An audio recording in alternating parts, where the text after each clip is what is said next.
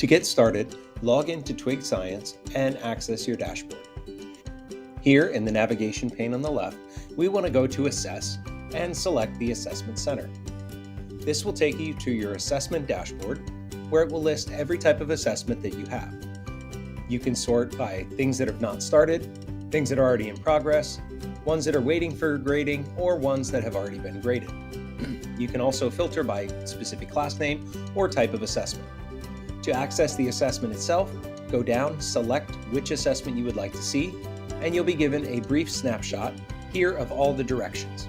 You can also see on the right-hand side how many of your students have completed or still have yet to complete this assessment. As we move down, you can see each student's specific assessment and view their answers. You can also select students to either remove them, mark them as absent, reopen the assignment for them, or share results.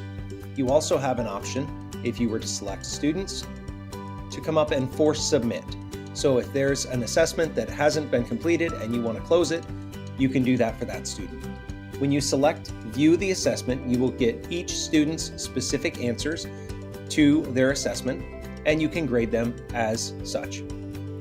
You also have an option on the right-hand side to limit what instructions you see, so you can turn off student instructions and scoring instructions, and then you get a nice clean version of just your students' answers.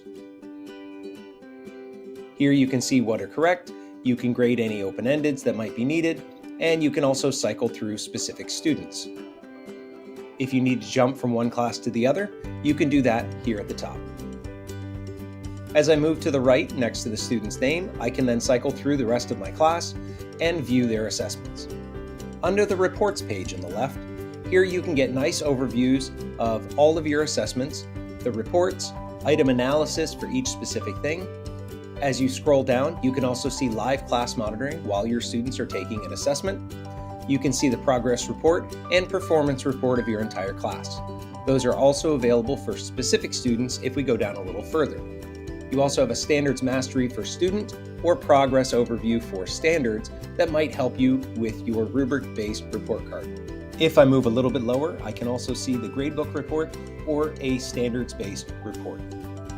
If I come back up to the left in the assessment navigation menu, here I can access the assessments library and search specific areas to access any of the assessments that I would want. I can also filter by standards, grade, assessment type, or item type here on the right. Once I find the type of assessment that I want, I can see how it is aligned, in this case PA Steels, and choosing the 3-dot ellipses, I can assign it to my class, or I could edit it for my own needs.